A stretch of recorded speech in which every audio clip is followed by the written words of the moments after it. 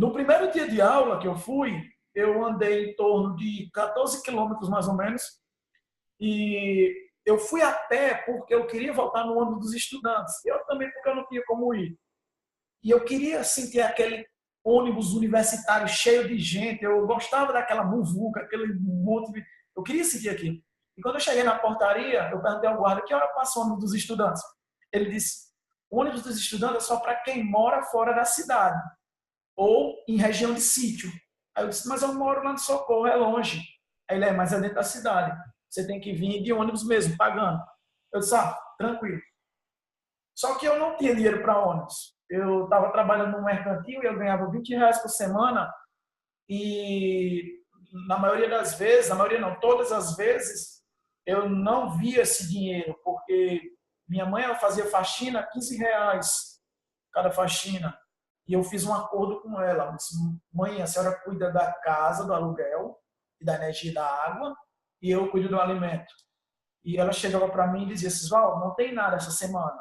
E eu ia lá no mercantil em que eu trabalhava, entregava feira lá. E dizia, Paulinho, eu preciso levar 2 quilos de arroz, um feijão, R$ 2 de mortadela, 6 ovos, uma água sanitária de sabão em pó e um pacote de sal. Só aí já ia os R$ 20. E muitas vezes eu acabava ficando devendo as semanas seguintes. Então, quando eu cheguei lá na FATEC, a minha realidade mudou, assim, drasticamente piorou na situação, porque tinham xerox, apostilas, e o professor de universidade ama o xerox, né? E ele dizia assim, olha, estou deixando uma xerox lá, está lá na xerox da universidade, vão lá. Quando a gente chegava lá, era 25 centavos, eu não tinha nem 5 no bolso. E eu estava indo para a aula na bicicleta cargueira, bicicleta de entregar a feira, e eu estava indo para a faculdade. E uma situação bem triste que aconteceu foi quando os professores mandavam muitas xerox, e eu tinha um amigo chamado Misael, né? E o Misael era um amigo gordinho, eu costumo dizer, quer se dar bem na vida, arruma um amigo gordinho. E, Misael, me empresta tua xerox, porque eu vou xerocar lá perto de casa mais barato. Eu mentia, né? E ele dizia, tá bom, mas amanhã tu traz. Eu trago sim. Tinha que estudar para a prova e eu passava a noite copiando 5, 7 folhas para poder ter conteúdo para estudar para a prova. Então, tinha que copiar aquilo mesmo, porque a aula não era ministrada, a gente tinha que estudar pelaquela xerox. E eu copiava, passava até 2, 4 horas da manhã copiando aquilo. E mal sabia eu que eu estava fazendo exercícios que grandes pedagogos dizem, que quando você copia, você fixa mais rápido. E então, foi quando uma situação chata aconteceu, quando o professor disse, no dia da prova de física, ele disse, olha, a prova tem que ser preenchida de caneta preta, inclusive os cálculos. Eu disse, professor, eu não tenho caneta preta. Tem como o senhor me emprestar uma? Ele disse, eu não tenho, Cisval. Peça aos seus colegas. E eu perguntei aos meus colegas e a maioria só tinha uma. Eu disse, Misael, tem uma outra caneta preta? Ele disse, cara, eu só tenho uma. Quando eu terminar a prova, eu te empresto. Eu disse, tá, cara, obrigado. E eu fiquei esperando. E eu olhei para aquela prova, sabe aquela prova que você... 5 questões, e eu olhei assim, eu disse, eu não preciso nem calcular. Eu sei a resposta dessas questões todas, sem fazer nenhum cálculos. E eu tive que esperar o Misael terminar a prova. Quando ele terminou a prova, ele disse, toma, Cisol, cuida.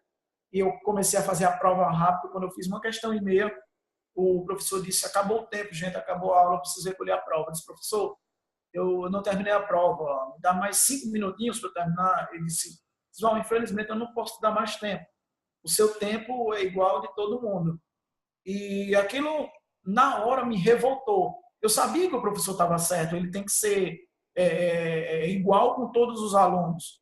Só que me deu uma revolta quando ele disse o seu tempo é igual de todo mundo. Eu fiquei pensando, por que meu tempo tem que ser igual o daquele cara que o pai traz ele de Corolla? Ou daquela menina que vem de bis? Ou daquele cara que o pai deu um passe card a ele? Por que eu tenho que ter o mesmo tempo que ele? E eu disse, eu não venho mais para essa universidade, eu não vou mais passar por uma humilhação por causa de uma caneta preta dessa.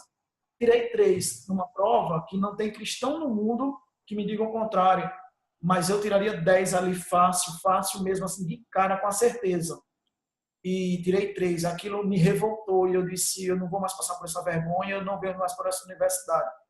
E no outro dia eu fui conversar com um professor, Reginaldo Vaz, e eu disse, Vaz, eu não venho mais para a aula. E o Vaz pediu que eu tivesse paciência, que o semestre já estava encerrando e que eu trancasse o semestre e depois das férias eu pensasse no que realmente eu ia fazer.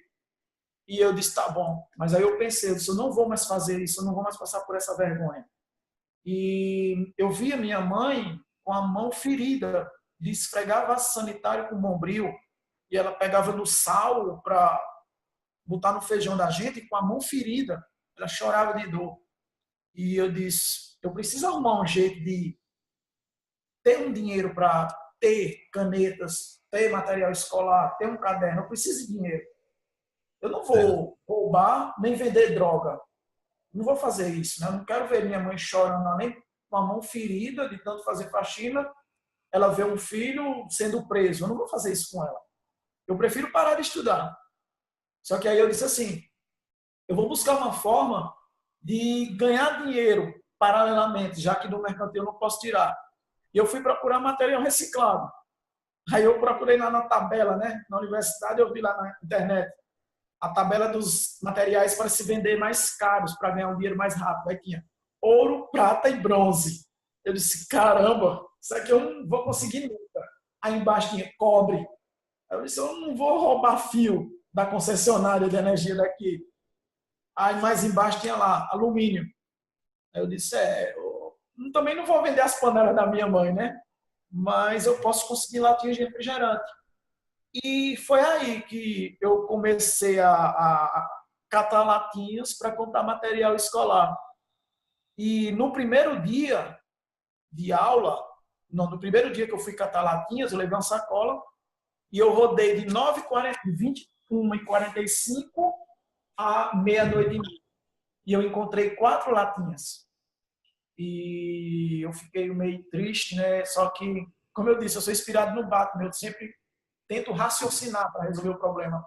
E eu disse, eu vou pesar uma latinha dessa para saber quantas latinhas eu preciso para conseguir chegar em 1 quilo e ter R$ 2. Aí eu cheguei na farmácia, botei a latinha na balança, quando eu olhei no digital estava 0. Eu disse, oxe, essa latinha não pesa nada. Eu disse, calma, vou raciocinar. Eu vou raciocinar. Aí eu peguei e fiz o seguinte, eu pesava 52 quilos, eu disse, eu vou subir na balança, pego o meu peso, depois eu desço, subo com a latinha, subtraio meu peso, eu vou saber o peso da latinha. Aí eu subi lá 52, quando eu subi com a latinha 52 também, eu disse, caramba, essas latinhas não pesam nada, cara, mas eu vou continuar juntando. E eu cheguei à conclusão que para chegar em 1 quilo, para ter R$ 2, eu precisava de 238 latinhas com anel e 264 sem o anel, todas de alumínio. Chegava em 1 quilo e eu poder vender para R$ 2.